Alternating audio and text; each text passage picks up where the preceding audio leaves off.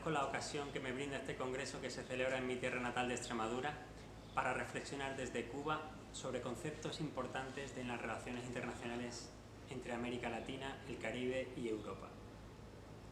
El contexto actual está caracterizado por una serie de crisis que parecen alternarse con un ritmo cada vez más acelerado. La crisis de la racionalidad moderna, anunciada y exaltada por la posmodernidad, se revela día tras día como una crisis civilizatoria profunda, que pone en riesgo la vida como tal. En un mundo hiperconectado y globalizado de la era de la información, la interdependencia entre países es cada vez más nítida. Esto lo ha puesto de manifiesto la pandemia global que nos afecta a todos y la consiguiente emergencia sanitaria en todo el planeta, pero también la crisis económica y la ambiental. Al mismo tiempo, se constata una creciente polarización y aumento de las divisiones y la exclusión, la desinformación, la desconfianza y la falta de esperanza en un futuro sostenible para las próximas generaciones.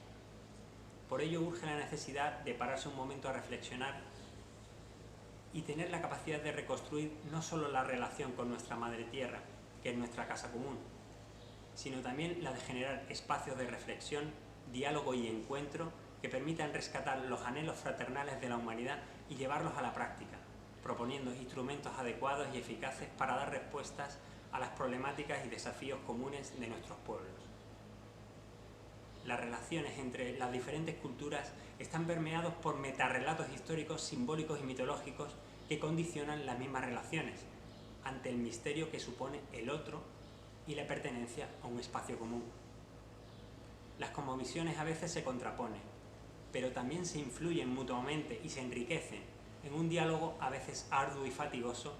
que nos hace salir de nuestra propia visión del mundo para tratar de entender la visión del que no es como yo, entretejiendo así relaciones auténticas y significativas. Los primeros encuentros, si pudiéramos llamarlo así, interculturales de los pueblos europeos y aquellos que habitaban el continente americano, los podemos documentar a través de las primeras relaciones históricas relatadas por Fray Ramón Pané, en el contexto de la búsqueda de nuevas rutas comerciales con las Indias, en tierras desconocidas para el hombre europeo de la época, y del inicio de procesos colonizadores que nos recuerdan el nombre del almirante que los capitaneó, y que a lo largo de los siguientes siglos fueron conformando el mundo moderno y contemporáneo, con sus luces y logros, sombras y fracasos. A bordo de la segunda expedición de Colón viajó un eremita llamado Ramón Pané, proveniente de un monasterio de la misma orden que el de Guadalupe, que nos acoge en este congreso, la Orden de San Jerónimo, muy ligada a los reyes de España y Portugal y hoy en peligro de extinción. En el caso de Pané se trata del pequeño monasterio de San Jerónimo de la Murtra, muy cerca de Barcelona, en los límites de Badalona y Santa Coloma, una de las galerías de cuyo claustro gótico fue construido con la ayuda de los propios reyes católicos antes de la reconquista de Granada, al no aparecer aún la granada en los blasones esculpidos en las claves de bóveda de crucería del claustro. Es precisamente en ese lugar en el que presumiblemente Colón se encontró con los reyes católicos a su regreso del primer viaje, en 1493, debido a que el rey Fernando había sufrido un atentado en Barcelona que le había provocado heridas de las cuales se estaba recuperando, y en donde prepararon la segunda expedición en la que viajaría Pané. Por encomienda del almirante, Pané realizó estudios tratando de entender la cosmovisión de los pueblos originarios de las islas caribeñas como la Española, hoy República Dominicana, Haití, y la Juana, después denominada Fernandina, actual Cuba, según señala el propio padre Bartolomé de las Casas. Este menciona en repetidas ocasiones a Fray Ramón llamándolo ermitaño. Pobre ermitaño de la Orden de San Jerónimo, también se autodefinía Pané. Y es que en las comunidades jerónimas, como es el caso de la Murtra, además de los monjes que vivían en el convento, existían otros en ermitas aledañas, como el caso de la dedicada a San Onofre.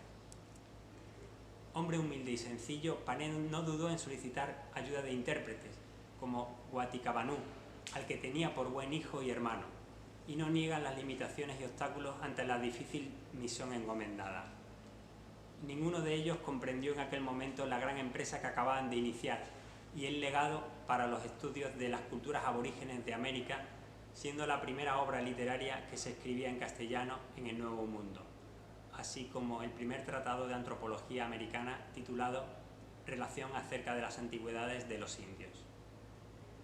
El propio Cristóbal Colón pudo conocer el documento que indudablemente tuvo consigo en la corte. De esas noticias y escritos de Panet se hizo eco Pedro Martí de Anglería, humanista italiano de mentalidad renacentista y preceptor de los hijos de los reyes católicos. Este captó el gran significado que el descubrimiento del Nuevo Mundo tenía y comenzó a escribir una serie de cartas a sus benefactores de Italia, como a su amigo Juan Borromeo en 1494 o al filósofo Pomponio Leto en 1497, en el cual comenta detalles donde aparece el mito de la creación del mundo explicado por Panet en su libro. Ramón Panet es considerado el primer catequista en la evangelización de aquellas tierras, pero sobre todo el primer etnólogo y antropólogo de América, pues se dedicó a estudiar las costumbres, lengua y tradiciones con las creencias y mitos de estos pueblos originarios. Vivió el encuentro con la cultura taína en un contexto donde también se vivía lo que podremos denominar desencuentros interculturales, muchos de los cuales han dejado cicatrices históricas que aún perduran.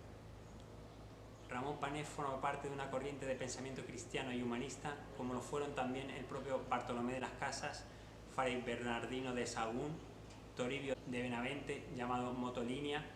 y Vasco de Quiroga, que se caracterizaron por defender a los indígenas por los abusos que se cometían contra ellos, llegando a testificar en el juicio que se hizo en contra del almirante Colón.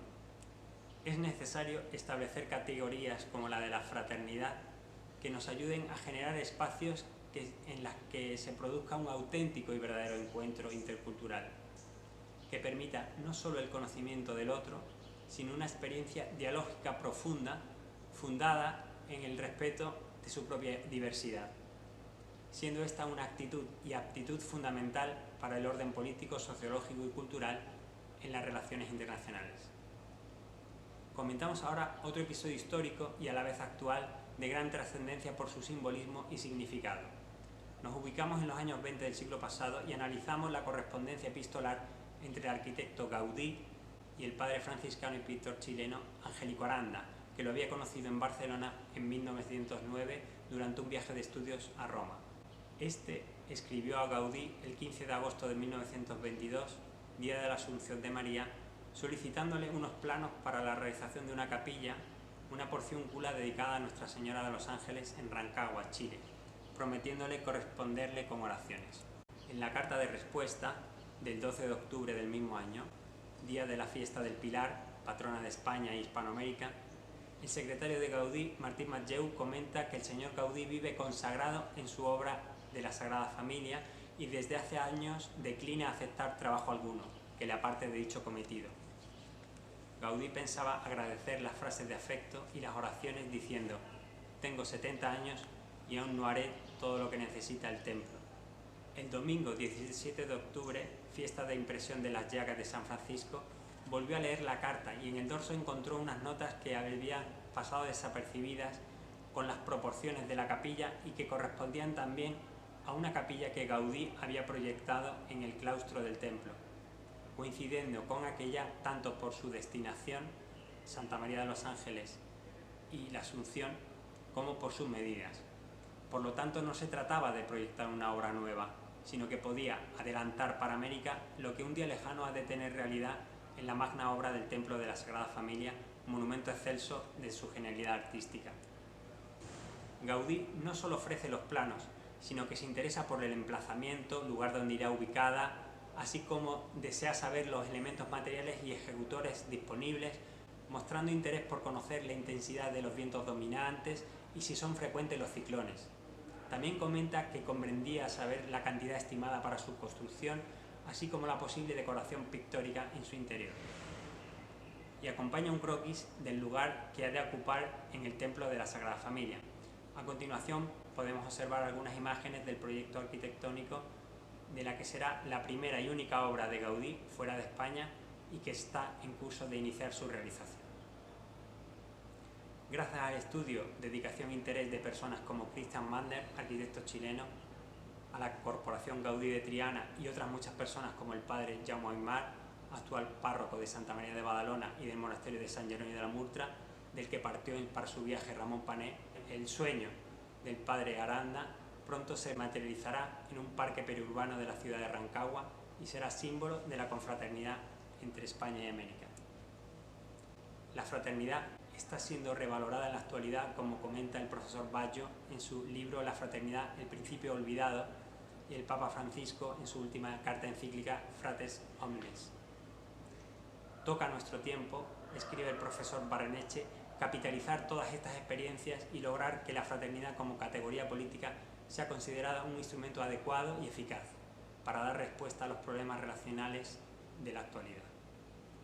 Los frutos de la fraternidad ejercida activamente y que deseo para todos están en deponer viejos enfrentamientos, diferencias y desencuentros, valorarse mutuamente y reconocerse como actores en la construcción de un futuro común.